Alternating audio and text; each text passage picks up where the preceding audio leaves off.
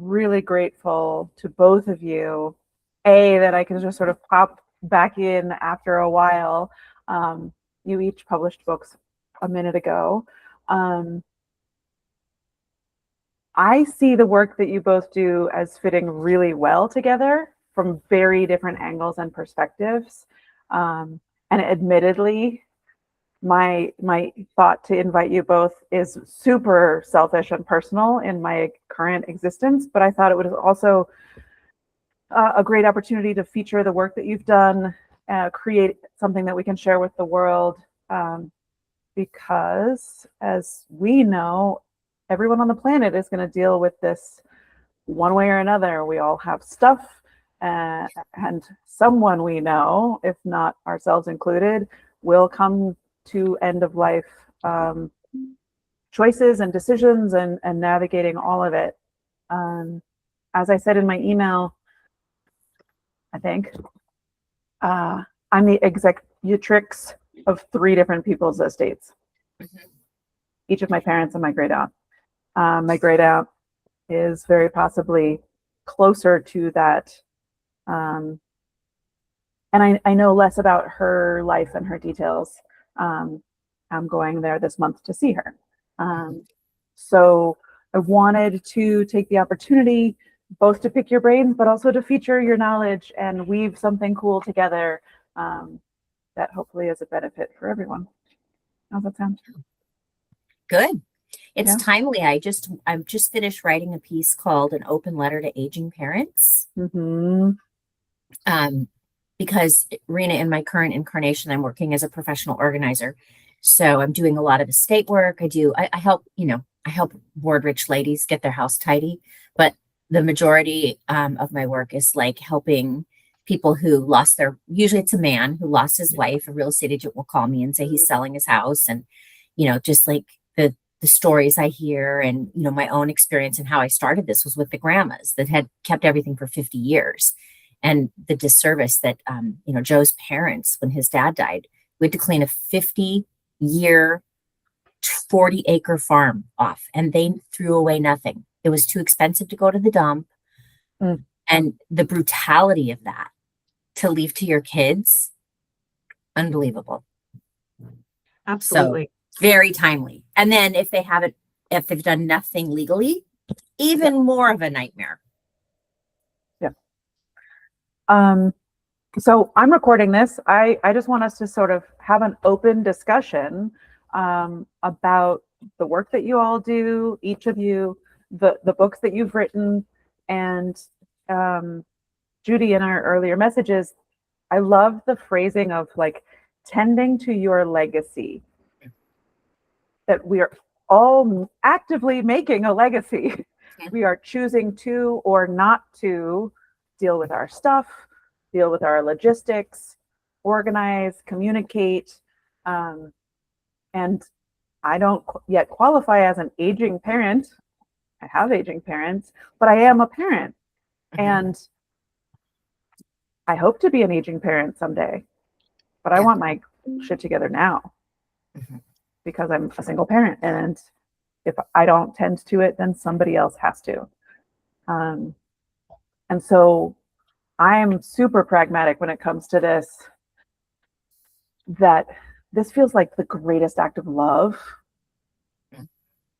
And so that's how I come to the conversations of aging, end of life, organizing stuff, setting up trusts or not, just like keeping, I don't know how many properties my aunt owns. Right. I always tell my clients, you're giving your family a gift. What do you want that gift to be? Do you want it to be a pile of steaming hot dog poop, or do you want it to be something that you give them with love? So really, that's what you're doing, and you're giving them that, however you've wrapped that up, whatever that gift looks like, you're giving it regardless. So definitely making sure you have things, you create the legacy that you want, I think is really, really relevant. I have an aging grandmother. She just had a birthday on Tuesday. She turned 91. And it was my grandma Rena, which is funny. And it's interesting to watch her the years she was very concerned about what she was leaving, and now she's not as concerned about it. And she's like, you guys can deal with that later. And it's been an interesting journey to watch her as she transitions through different decisions as well. Mhm. And we're all trying to make sure that we're setting everything up so everything is easy. And that's not her biggest concern right now, right? She didn't care, but she did care 10 years ago. She was very concerned about it. So I think keeping that in mind too, when you're talking to people who are aging, people who are dealing with crisis or looming issues, or people who just haven't even thought about it, all the different emotions and levels and different places you can be at different times are really fascinating from just a perspective kind of watching it. I have a different relationship with passing. I talk about it every day. I'm completely desensitized to the idea of it being something you shouldn't discuss. And so I giggle a little when, clients come in and we try to deal with those issues for them, because I'm like, it's going to happen, right? You don't have a choice about it. So what you do have a choice about is what you leave, what you're giving, what that gift looks like. So yeah, it's always a good time to talk about it, even though it's something nobody ever wants to talk about. My hope from this conversation is that somebody hears this, thinks about it, and starts to engage in their own lives and or have conversations with the people around them. For years, every single time I got together with my dad or both of my parents who have been separated my whole life, I could guarantee you we would be talking about death. And the aging process and the dying process, they're both Buddhists, so they, it's free open season. But also because my dad it was really important to him to organize that stuff. When my grandfather died, there was a folder in his desk with his whole funeral was already planned by him. Who's doing what poems are being read, who sings what, where, when. It was just done. Mm-hmm. And that was, I was like, oh my God, I love you so much for not asking your children, your wife, or anybody else to try to figure out what you wanted. You figured it out and you thought about everybody else. So we are three women. We're an organizer, a lawyer, a single mom publisher. Do each of you have your books sort of handy so we can just draw attention to? Let me look. I know. No, but I can keep one somewhere. Rena, I have yours. I was going to say I can grab it. I've lent Judy's out recently. I'm going to get another copy and give it to my aunt. But I don't have one, but I can grab one. It'll take me 30 seconds. Okay, I'll talk to Rena about her book, and then we'll talk to you about your book. So, Rena, when you wrote Because I Care, an estate planning journal, I know because we talked about it. But for people who didn't know, what was the intention behind that book, and how does it serve people still? So my intention behind the book and what it became are completely different. I really just started off my clients. I can do the legal stuff. I can do all the preparation, but the question becomes, how does it happen? What are they leaving in terms of instructions and all of that information? So I would create a list for my clients. That list grew. It was like 1 page and then it was like 6 pages. And so I thought, I'm just going to put a little pamphlet together or something that I could give them so that they have that. Yeah. And then after going through the process and living it myself and talking to other people about what it was, everybody's like, no, this needs to be like a book. And I am still, I still smile about how well it's been received, how I know it's changed people's lives. And I've had children of clients come back to me and say, we found your book and our parents filled it all out. Everything was so easy. And it was just like you mentioned with your grandfather. They leave it all. They tell you what they want. There's nothing as comforting as knowing that you're making the right decisions because you're doing something somebody wants, right? Yep. So it has been an amazing journey. I'm so proud of my book and the lives that I know it's touched. And so, and Sierra, I give you the credit for that, because without you, it wouldn't have become that. It would have been just something I gave to clients and was like, whatever about. So it really has been life-changing for me in that I know I can go to bed every night knowing that somebody out there is going to be, their day is going to be easier when they're dealing with something that can be really emotionally charged. So yeah, so that's my book. I'm so glad that I was able to help. Again, from this one, especially because very personally, when I was helping you with this book, I was like, oh, I've never thought about that. Ooh, okay. Like I've been continuously trying to get my act together. What happens to my business or my clients if I were to disappear suddenly? What happens to my daughter and stuff, and who takes care of her? Things that nobody wants to think about. Mm-hmm. But if we think about it, then it's the better case scenario in an unfortunate situation. Nobody wants to think about it. Everybody does. Yeah. And everybody has. And everybody knows what they want. It's whether or not they take the step in telling people or writing it down or making sure that it happens.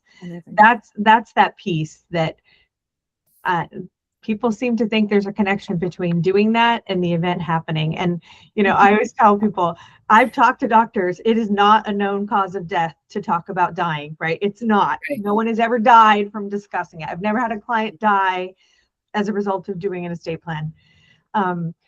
So there is no correlation, but some people seem to think that makes it real. It's real fate or something. Yeah. Yeah. No. Yeah. So I find that's people's biggest barrier, but I can tell you, I've never talked to somebody who said, oh, I've never considered that I'm going to pass at some point. Right? Because you are born with mortality on your mind. Yeah. So that's just my thought about it. Yeah. I love the work that both of you do, and hope that more and more people tend to their living and their legacy, because it's enriching. And so that's actually a great transition, Judy. Mm-hmm. Your book is less about death, but like how one wants to live. Yeah, and it came from how people in my family lived and what they left behind. So, which wasn't always pretty, wasn't a gift, was a lot of anger and pain and frustration and hurt. Because you've heard those parents, you've seen that cartoon where there's like a guy in front of a storage unit and it says, one day all this will be yours, right? Nobody wants that. And, if we live a little bit more intentionally and we really think about what are we leaving our children when they're grieving, when they're in pain, when they're suffering. And now in my work, I see it every day. I see kids who are barely functioning, because I just had a client of 4 younger men. The parents died 70 days apart, left a massive mess, and they were struggling, fighting for their lives, drowning in grief, and taking 3 weeks of paid time off to clean their parents' estate out, which, by the way, they did not have the money to do. The money wasn't there. And it cost, my bill was like $15,000, and it was just horrible. And so if you can live a little more intentionally and think about that aspect of when you're, what happens when I die, it can really be life-changing in how your kids go through that process. Because I listen to some of those kids say things like, I am so mad at my parents right now. I could choke my mom right now. I mean, I heard them say some really things that they didn't want to say, but those were their honest feelings in the moment. Yeah. Show us your book And There's the book. And by the way, I don't know if I told you, I just recently won an IBBY award for my audio book. you did. So there you go. Goodness, I'm Congratulations. Thank so you. proud of you. Yeah. Judy, I love your book, if I may. I love your book in so many ways, and I think about it often. I've given it to many people that I know that are dealing with those kind of issues. We have a tradition. My mother loves to garage sale. Oh, yes. So my mother did too. We do that on the weekends, and we've done it for years, and it's, our time together. And I'm very thankful that both her and my grandma, we all go out and do this running around. And I think about you almost every weekend when we walk into a house and people, they've opened every cabinet and they're like, just take it. We don't want any of it. And they're grieving. And so it hurts them to say that. It hurts them to have, someone go, well, I'll give you $5 for that, and it's so uncomfortable. And it's so hard to watch. And I think about your book all the time. And I've gone so far as to take a couple copies with me. And sometimes when it's really bad, I'll give them a copy of your book because I'm like, this is going to help them. And it's dealing with the after effects of the decision, right? We're talking about leaving a legacy when you've left that kind of a legacy. And having to deal with that for people. But I don't think I've ever expressed that to you. I think about you all the time because it's funny. That's funny because I bought 10 copies of your book and gave them to everyone. Pissed my mother-in-law right off that I gave it to her. Pissed her off so bad. I can't even tell you. I mailed it to her and she was so mad at me. She has now removed me as executor, by the way, which is fine with me. She's a mother-in-law. But I tell people all the time, I mean, this is a simple workbook. It's very easy. And I talk with my clients about like one day you're not going to be here. And have you thought about that and how that's going to impact your kids? Because it's savage to walk through someone's house and watch these kids that they have no color left. They look terrible. They're just in pain. And people are just picking through their parents' things. That's death by 1,000 cuts. So I appreciate that. But I too also do think of you often with your book. And I talk about it all the time. That's so funny. Bringing us together, Sierra. Right? I knew it. I was like, who do I need to be consulting right now? Of course, the two women who are specialize in the parts of this. And there's all the emotion. And maybe there's a third book that's going to come about from all of that. I think each of you tend to the emotion in different ways.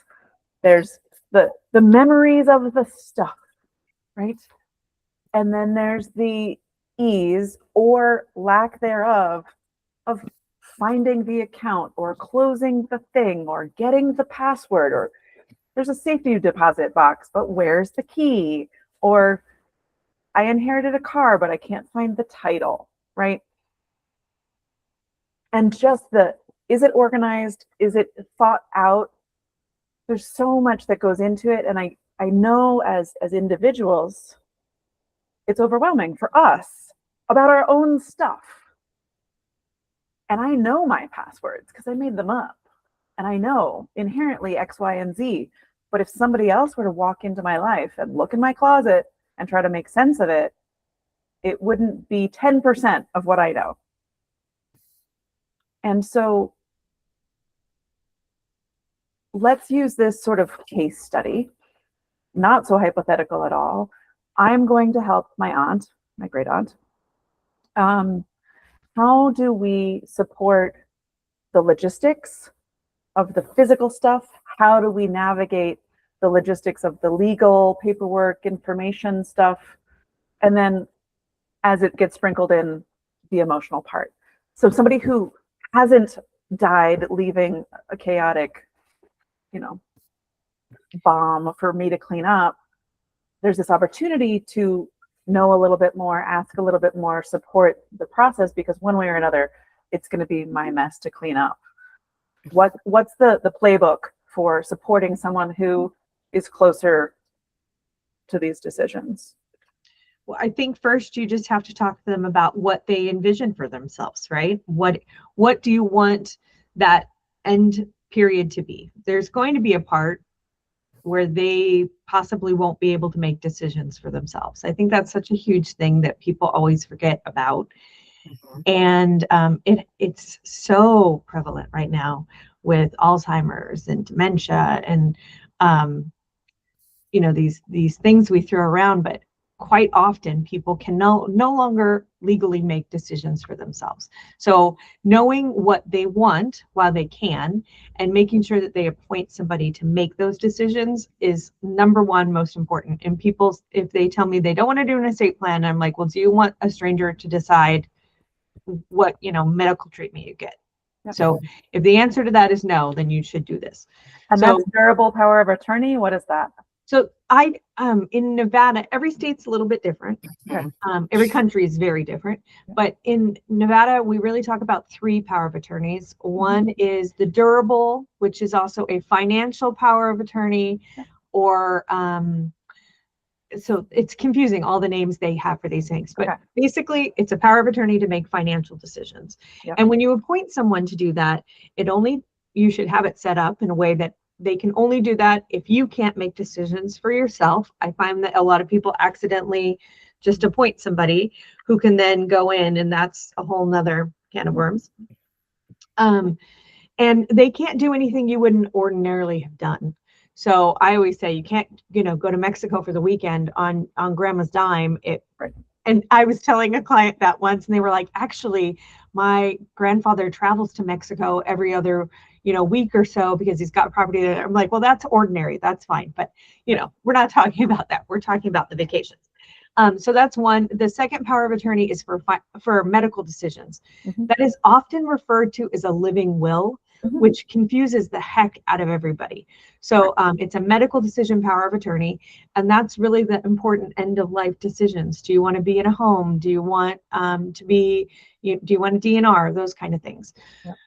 And then because of the federal regulations, you also, in most states, have to also have a very specific HIPAA waiver that allows your power of attorneys to get medical information for you. If you don't have those 3 power of attorney documents, then what ends up happening is when you can no longer make decisions, hopefully it's somebody you like and trust will petition the court for guardianship over you.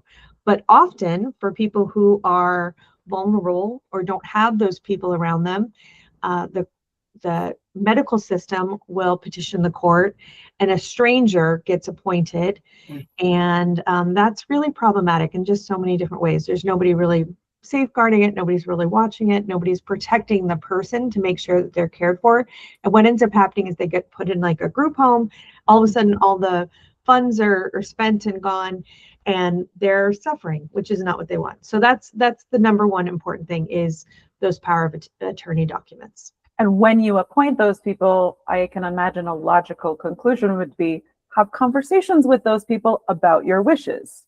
Absolutely. Or fill out the book. Or you can write it down if you're not comfortable having those conversations. But think about it and communicate it in some way. Yeah. In the book, I actually talk about my other grandma had cancer, and while it was incredibly difficult, we had about 6 months where we had some of the best conversations, and I cherish that time in such an important way. And unless you've gone through that, I don't think people can really understand how important it is. But she told me exactly what she wanted. I knew I never had to doubt that I was making the right decisions, even when it was a decision to, pull the support and let her pass. I felt very at peace with that. Some of my family members who weren't parts of those conversations, they didn't have that same peace from it. Right. And I wish they had just taken the opportunity and talked to her. So absolutely, you want to make sure you know what they want. If you're the financial power of attorney, you need to know the passwords, right? Right. Yep. It's a big deal. So all of those things are really, really important. But the power of attorney, I think, in my mind, for the people who don't want to talk about transitioning, that's the number one thing that I try to convince them of, is that somebody's going to make these decisions for you. Do you want it to be somebody you like, know, and trust, or do you want it to be a stranger? Yep. Really powerful. Judy, so since we're talking about the before death stages and the things that we can set up now for ourselves and those who will take care of us and our stuff later, what are some things that anybody who's in the stage or approaching the stage, or like me, supporting someone, Mhm. what are some things when we're thinking about the actual stuff? Stuff is hard because people are really attached to it. And we spend all our lives accumulating stuff. I mean, I'm in the busiest room in my house. There's lots of, my whole house does not look like this, thank God. But I love this design style. So I keep it to one room. But we all have a lot of stuff. And I constantly am thinking, even if I got hit by a bus tomorrow, my daughter would still have a lot of stuff to deal with, because the average estate, even pared down, is a lot to deal with legally, emotionally, financially. I think people don't want to let go of their things because it's sort of an acknowledgement that it's kind of like Rena said about, if we talk about death, I might die. If we get rid of my stuff, I might die, right? And I'm sure there's no correlation with that either, but people have to have real conversations with their loved ones about, what they do have. And the problem that I see often is we have a generation of people that want everything to go to someone and be appreciated. Right. We still have that. We will for probably another 10, 15, 20 years. And none of the younger people want it. And so then we have people who are unwilling to give things away because they want those dishes to go to somebody, and nobody wants them. And they don't want to give them to someone outside the family because there's something sacrilegious about that. Even if this other person is like, oh my God, I've always wanted that set of dishes. And, so I think there has to be a reality and some people won't get here, in looking at, everything in your home. I don't care if it's this pen, it needs managing, right? You're putting it in a drawer, you're putting it in a pencil holder, or whatever. Every single thing in our house needs managing. So really look at, like, how much time are we spending managing this stuff? And as we're older, is that what we want to spend our time doing, is managing our stuff? So some of those conversations, though, are almost impossible to have. I get calls from people all the time that are like, look, I can't even talk to my mom about this. I can't talk to my uncle about this. He will not listen. And so if you have to, bring in a third party to help, because there are times when I've been with families and I see the kids being very helpful and being, like, how are you feeling about this, Dad? Is this overwhelming, while we're in the process of something? And I see some kids that are just like yelling, stomping, Jesus, Dad, why are you keeping that? That's garbage, And so you see both spectrums of that. And I think you have to really have a buffer. And if there's not someone in your family that can buffer for you, bring that person in and, talk about what can be done. But the one thing that you can't really get people to understand is to be open-minded and receptive about hearing that information.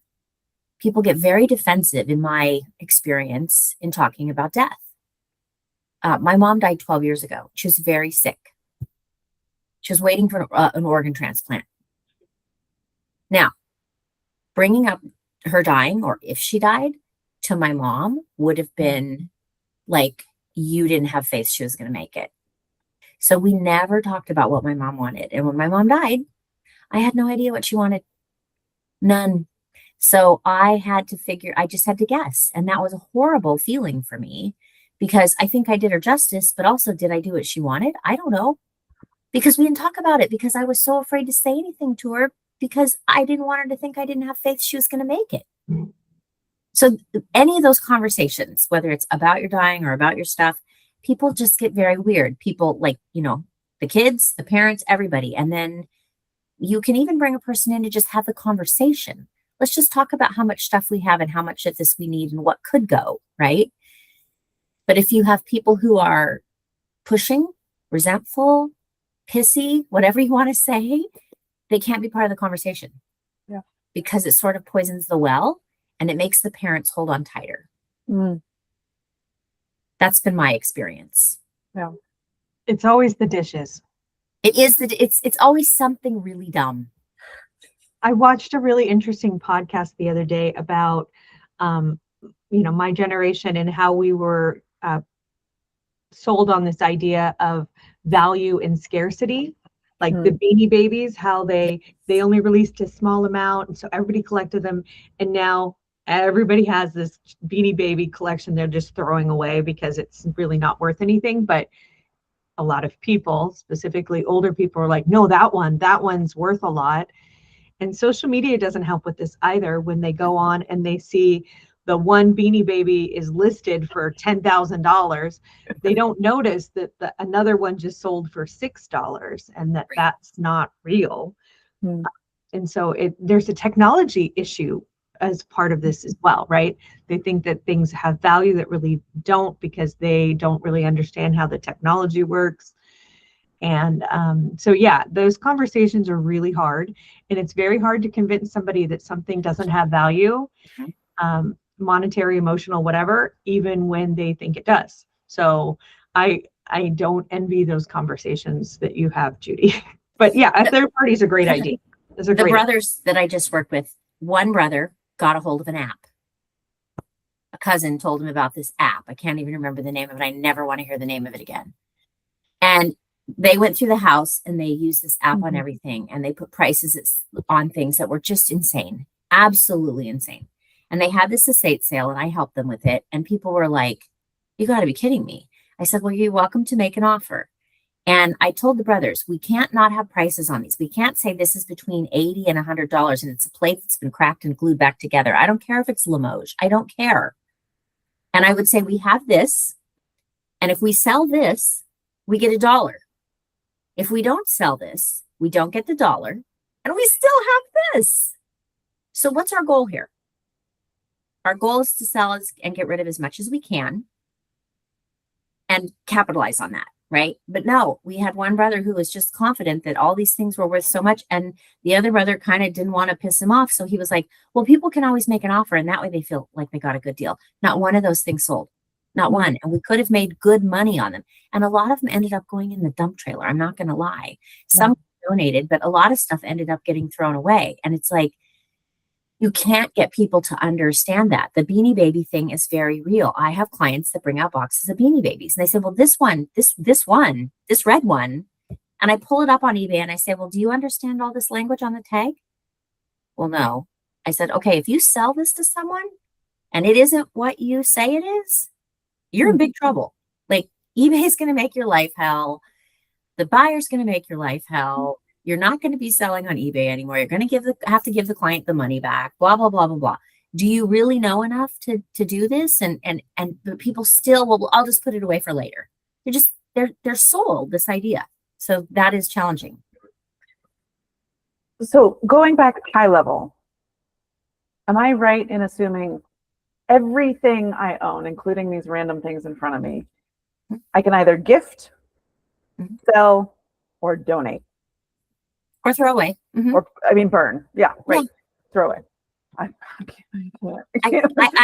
love the culture that's like, no, it's got to have a repurpose, which I'm going to be somebody's worst nightmare, right? And I'm anti-garbage. I'm like we don't just throw things away. Right. We donate them. Like if they're really, truly useful, we donate them. If they're garbage, they're garbage. Right. So everything I've ever touched, bought, owned, loved will someday go into one of those categories. Yeah. I think when we're working with other people, we're dealing with their emotions and their feelings and their memories and their fears and their everythings in this jumbled mess of our own, like, if you don't deal with it, I have to deal with it kind of thing. The only person I know I'm fully responsible for is me. So can we speak about taking our own responsibility? I may not be able to fix or solve my parents and my great aunt and whoever else, but from a personal responsibility standpoint, from anybody who is thinking about this for themselves, what fortifying guidance, advice do you have for me, somebody who knows I will die someday and wants to do the best I can for the people who have to clean up my mess? And then we'll go into some of the other stuff. I think from a self-empowerment perspective, communication is the best and most effective tool you have. So There are things so when we're talking about this stuff, you want to make sure you're communicating what you want. If it doesn't happen, you can't control that, right? And that's okay. But you've said your piece, Yeah. and that'll help you, and it'll help everybody around you, whatever that is. From a legal perspective, making sure you have the documentation to support that communication is imperative. The power of attorney documents, you can't say, hey, Judy, I want you to be my power of attorney. And she's going to go, well, Rena said that she wants me to do it. That's not good enough. It doesn't fly. Yeah. I got a text message that had like, I don't have a will, but this is what I want. And I was like, this will not hold up in court. I No. love that you're telling me, and this is important, but let's do the other things to help. Right. Okay. So making sure that you communicate it and you do it in the most effective way. So if that's legal documentation, making sure things are notarized and maybe prepared by an attorney. Quite honestly, estate planning does not have to be done by an attorney, but there are a lot of really complicated levels to that. Like I have clients all the time who say, I want a living will. And I go, oh, you want a healthcare power of attorney? And they're like, no, I want a living will. And I'm like, it's the same thing. A will is actually something totally different. And so having an attorney or somebody who's legally been involved and understands the intricacies and how it's different in this state versus another state, that's really, really imperative as well. So I think from a personal perspective, communication and making sure you get things documented, what you want, just what do you want, and just put it out there. I think that's the most important step. And letting people know that you did it and where to find those papers. Where to find it. Yeah. Right? I have clients that create these beautiful estate plans and lock them away in a safe and nobody ever finds them. Yeah. That's frustrating. So I actually had that happen with a client a couple of years ago. Is they passed. I didn't know. Their estate got resolved, and then like 10 years, well, it was like 5 years after they passed, they found an estate plan that we have drafted that was totally different than what they ultimately did. Yep.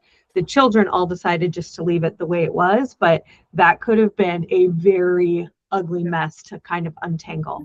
And none of them had any idea that the documents had been done. Yeah. Okay. That hurt my feelings. So for me, I think communication is, I'm hearing it over and over as like really important. Yeah, I do. I think it's interesting too when people create an estate plan and they appoint someone and they're like, well, I don't want them to see the documents. Oh, yeah. You've appointed them to make that decision for you. And so I say, well, if you don't want them to see them, okay, but at least tell them they exist and where they can find them and how to access it. Yep. So the book is actually a good key for that too, because you can put that information in there without putting the specifics. Right. And then everybody can see it and have access to it.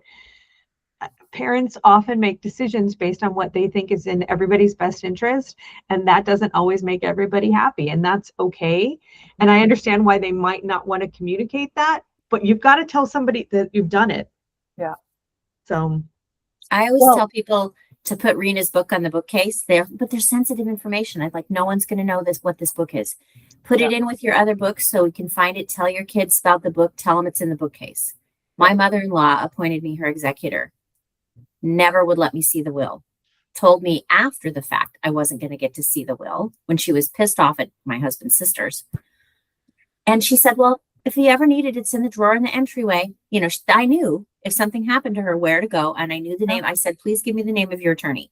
But that's a big one. People do that all the time. And so I say, fill this book out, put it on your bookshelf, and it should be fine. You know, tell your kids where it is. I have to let my cat in. She's being very obnoxious. Absolutely. Okay. Communication, responsibility.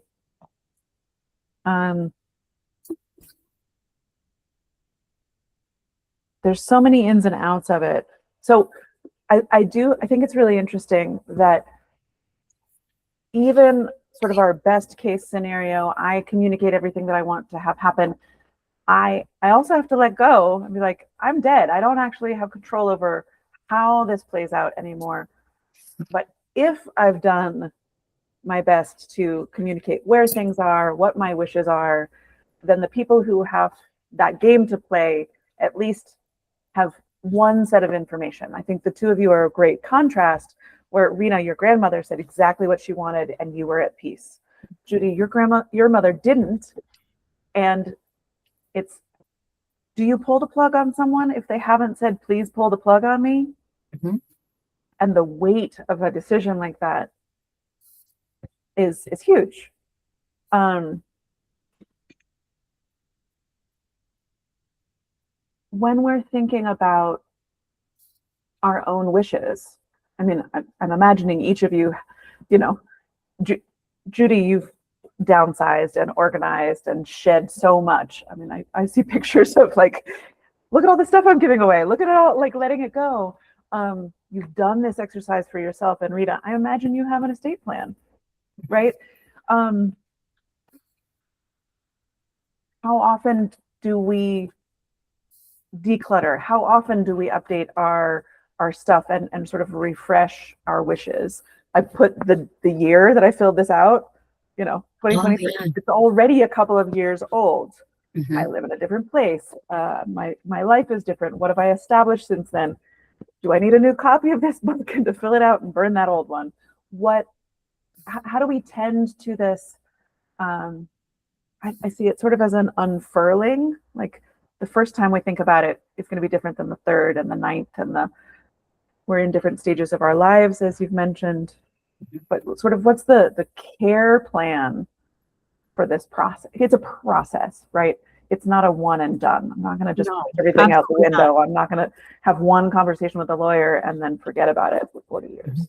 I tell my clients to do it when they're like planning for their new year. I think the end of the year, new year is you're already in that mindset of planning and thinking things through. And I think it's a good time to go, oh yeah, what about my estate plan? Should I update it? Does anything need to change? I think that's a good time to do that. Judy, you can speak on the stuff. When's a good time to downsize stuff? All the time. But I think that, I personally downsized earlier, but I still have a lot of stuff, right? And I think people think they have to live like that. Their kids are going to ask them to live like minimalists. They're going to ask them to get rid of anything that they love and anything that they want. And that's not the case. It's just about what is the extra stuff we have? What is the stuff we're not using that we're holding on to? And I think just like your legal documents can't be the same forever. Clutter comes back. We bring stuff home every day. We bring stuff home every day, whether it's a bottle of aspirin or a new pair of shoes. Generally, most Americans are seeing new things come into their house every day and things aren't leaving. And so I think once a year, I really give a hard look at my house, but I try to each month just look at one room, like just, hey, is this bathroom cabinet overflowing? Why do there's two of us. Why do we have 12 bath towels? Right? Really? I guess if we had a flood emergency, we would be happy to have 12 bath towels, but really we probably only need 4 for 2 people, maybe 6 if we want to get really generous. And so just constantly looking at like, am I just accumulating or am I rotating? You buy a new blanket, you put the old blanket in the closet. Mm-hmm. Okay, so why did we buy the new blanket? Do we not like the old one? Did it have a hole in it? Did it not do the job? Let's give that to someone else or let's donate it. There's plenty of places that will take that. And it's just about looking at that all the time. And so I like to look at it the first of the year and then at the end of the summer. Those are kind of my 2 things. Nice. Mm-hmm. For years, I've been hosting a community event. I live in South America, and the sort of secondhand store is not a cultural thing here at all. And so the what do we do with our stuff? And, when I was the mother of a young child, I was like, I'm going to buy stuff and she's going to need it for 6 weeks. And then it's not going to fit. What do I do with this stuff? And so I started hosting a clothing exchange, which is also now books and house goods and toys and shoes and anything that you own exchange. And so quarterly, I host this community event. People have this opportunity to sort of go through their stuff. What do we not use anymore? Let's bring it all together. People sort through it. They usually, they do complain that they leave with more stuff than they came with, but it's new to them. It feels fresh. It's virtually free. I ask for like $1 donation. And then everything that's not rehomed gets donated to, there's a number of children's foundations here that really need stuff. And so that's just been a way that I've built in scouring my house for stuff that's still functional, doesn't need to be thrown out, but it does need to be rehoused or repurposed. And it's this cool opportunity to look at life and say, have I used this in the last year? Will I use it in the next year? But I think that I love, Judy, that idea of, if you're bringing a new thing into the house, what are we doing with the previous thing? I bought 3 new shirts. Eventually, there's not going to be any room in my closet if I don't also then have the like, good, I bought that, I loved it. It gave me joy in the buying it or in the using of it. It doesn't have to keep giving me joy. The letting go of it can also give me joy. I think you have to find organizations that you can support that make you feel good about that. I mean, I have clients all the time that call me and say, hey, my, mom passed away. Actually, just on Sunday, I picked up a whole load of clothes from somebody whose wife had passed. And he's like, I know, people, can you donate them? Sure. So I usually donate to a shelter here in Las Vegas. It's a women and children's and pets shelter. So they have pretty much everything. Yeah. And I love that organization. I support that organization every time I can. So when I am going through my closet and I'm like, oh, I loved that shirt, but I know somebody will appreciate it. Somebody needs it. Somebody will love it. Yeah. It does help a lot to know that, which is, I think, when people are transitioning, they want somebody they love to get the things they love. Yeah. And it's hard to think that they're not going to want those things, right? Yeah. But so I think that's a key pivotal part of it, is finding something that you can give your things to that brings you joy as well, because you know that they're still being loved and used and taken care of. So it's the idea of, which happens all the time, the idea of it getting thrown in the garbage, or that it's hurtful when you've cared for something. So yeah, I love that. And I love the idea. You said that and I was like, I'm pretty good at that. And then I'm like, oh, Judy, I do have a whole closet full of blankets. And I'm like, why? I don't need, we have more blankets. We could probably cover the whole city. Not like blankets and pillows, and yeah, we have quite a few. So it's hard to give up. I find it's hard to give seasonal things up, like. And then I'm like, do I really need the t-shirt that I just wear on St. Patrick's Day? Probably not, but I do love pulling it out every year. And then I'm like, do I really need it? So the seasonal things. And I'm like, oh, but I might use that next Halloween. That I have a bigger personal problem with the seasonal stuff, but that's me. Everybody does. And some people put it around their kids or their pets or whatever. And, it's like, you don't have to get rid of everything. I have clients that I go and I do maintenance for them every quarter. Like, I'll get their house organized, and then I go in every quarter and I go and I look at all the spaces. And then I can say to them, hey, I noticed absolutely nothing has changed in here. Are you using this stuff? And then they can go, no. And, where I live, we have the Goodwill, which nobody likes the Goodwill. It's a necessary thing and it serves its purpose, but nobody wants to give their stuff to the Goodwill. But in some cases, it's getting harder where I live to donate things because of limited processing space or limited store size or whatever. So I work with a lot of older people who are downsizing. They've lost a spouse. And I use methods like buy nothing. I have a partnership with St. Vincent de Paul that I created where they allow me to bring in more than 5 boxes a day. I do have to make arrangements with them. But we did a test run. I brought them 3 big loads from a house, and they were like huge loads. And they were like, oh my God, this is amazing. And the guys at the delivery dock don't love me, but the lady who takes the donations does, and it pays the guys who work at the delivery dock. So I talk to my clients about, what's important to you. And most of my clients don't want things going in the garbage. They spent their money on these things. And so it's important that they be treated in accord. right? And we'll do all kinds of things. I mean, I'll have a buy nothing day where I'll put everything on and say everything has to be picked up Saturday between 10 and 2, and if you can't pick up in that time, I'm gifting for a client. Don't commit, right? And generally we get everything picked up and my clients are like, I can't believe that. And those people were so happy to have it. That one lady hugged me, yeah. Mhm.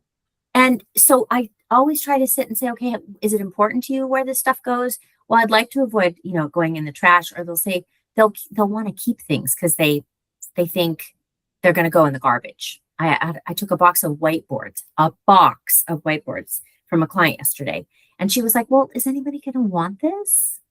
And I said, yeah, these are popular. And so then she felt better about letting go of it. Mhm. But people also have this weird thing they do about gifting. Like, I have a client that's moving right now, and she'll say, well, B gave this to me. Okay, that's lovely. B's given you a lot of things. Well, I should keep it because it's from B. Mhm. And then they start this whole thing. It's a lipstick case. Well, I used to wear lipstick and I probably should wear lipstick. So maybe I'll keep this. You don't even own a lipstick. Like, I know this woman, she doesn't even, so they do this thing where they hang on to it because someone gave it to them, or they think that if they give it to someone else, it'll be some sort of betrayal. So then they say, I'm going to call them and ask them if they want it back. They don't want it back. They gave it to you.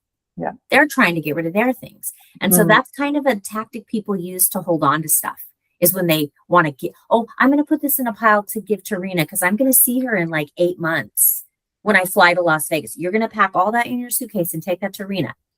Yeah. Well, yeah, I can take it. Yeah. No. And people do that sort of craziness. And so you have to be really cognizant of your own mindset, right? And what's going on. And that is hard for people. I love the quarterly. I mean, I can't imagine what it would be like to let a stranger in my house and say, yeah, look at my stuff, advise me on, because we don't see our own lives because we're so close to it, right? And the reframe of,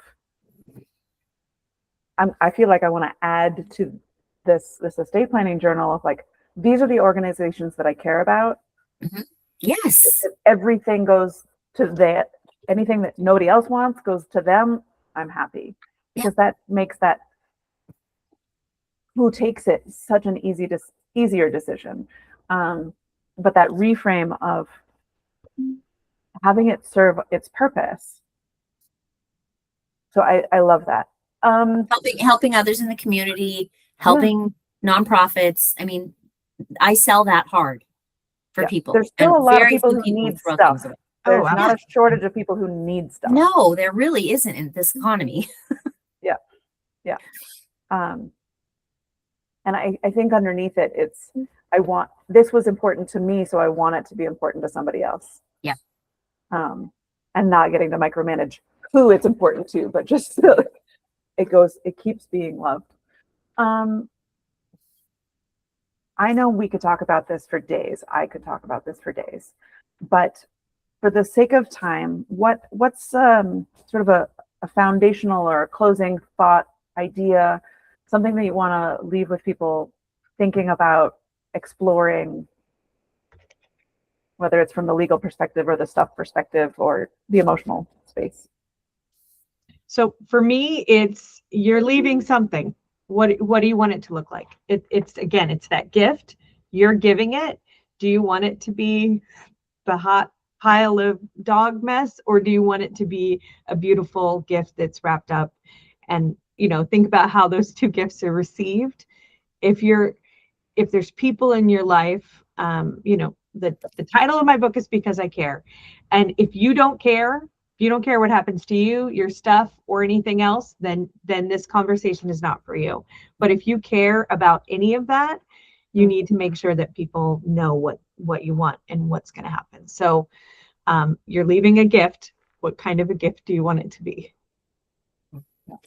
And I would add to that, if you don't care, you might want to rethink that, because I ask people to stop and think about how they're impacting their children and their family. And if you think it's not that big a deal, think again. You are not leaving a positive legacy. And I always tell people, deal with your stuff before your stuff deals with you. And in a nutshell, that's like, look, make the decisions when you can and want to make the decisions, because one day you don't want to be in a pinch where you have to move, you have to do this, you have to do that, you have to go to assisted living, you have to go to a retirement home. And now you have no say. You have waited so long and you have avoided it so much that now your kids are just storming in and I see this all the time.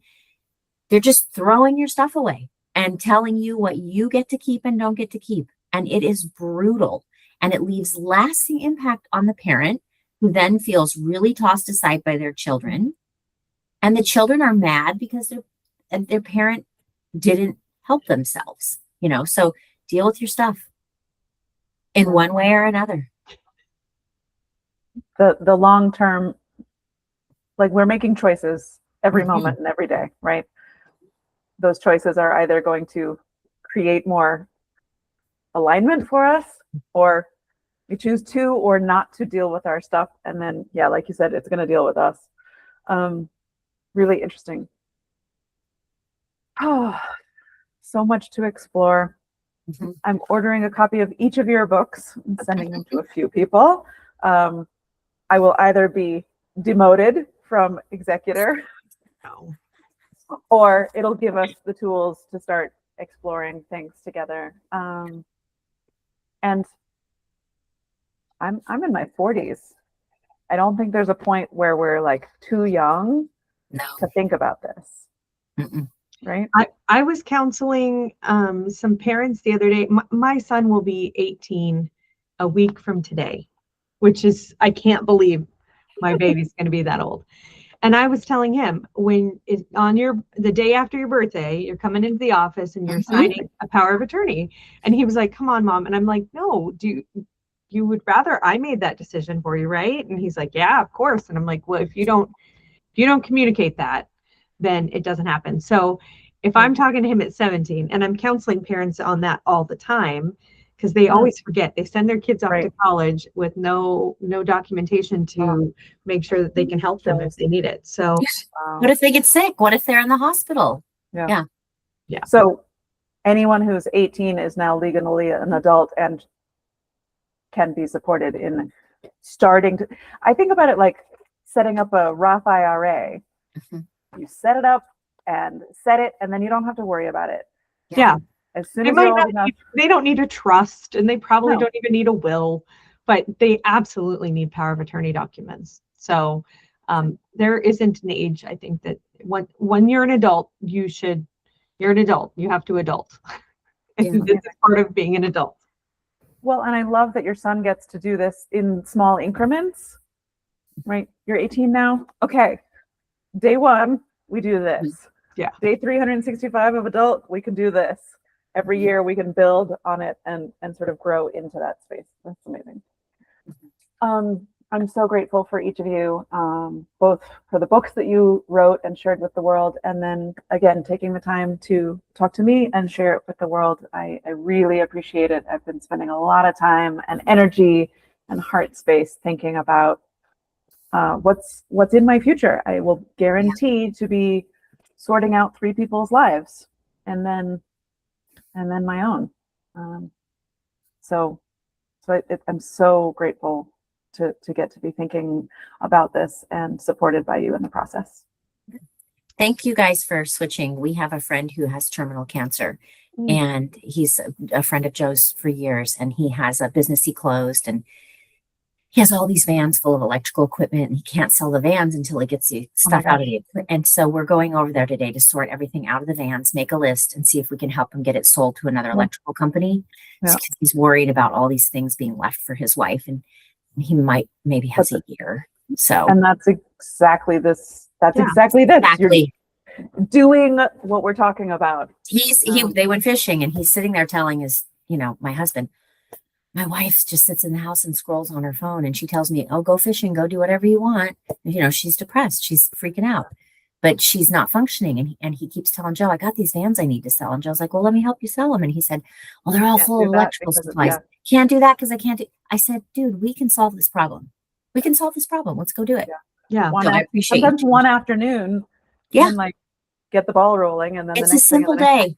It's a beautiful day. We'll go over, we'll get it done, and he can get that done, and that'll give him one less thing to be stressed about. He doesn't need to Yeah. be stressed right now. So yeah. No, No, no I problem at all. rely Sierra, if on you need friends. help with your stuff, Yeah, please feel free to reach out as well. You know, I'm always here for you. I appreciate that, and I think I will. You are a lawyer in Vegas. That means you can only do law-y stuff for In people Nevada. Yeah. That's right. Okay. But I mean, they all generally work the same. General but they're- input. Yeah. They're state Yeah. specific. So, Sure. but I might be able to refer you to somebody in that area if you need to Okay. too. Just let me know. Amazing. I appreciate Always it. happy to help. Yeah. Same I'm here. really grateful for both of you. And I will be sharing this in a multitude of ways, and I will share it and tag you, and I love it. Thank you so much. Perfect. Have a Great great day. conversation. Bye, Thanks, ladies. ladies. Have a good one. Bye. Right.